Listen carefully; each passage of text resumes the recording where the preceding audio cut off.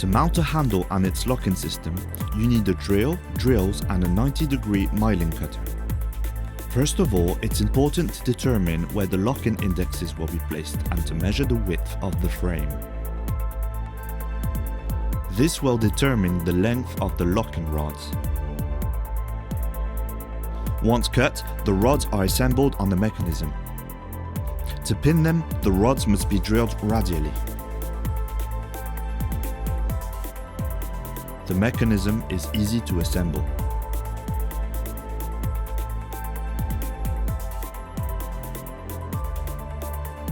Then, the handle must be mounted on the front of your system.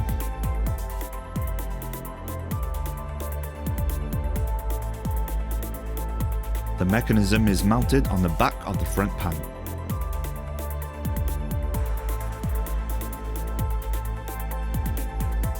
If your system is wider than 800 mm, we recommend the use of guide bridges. The bridges are delivered in the handle kit as well as the screws and bolts.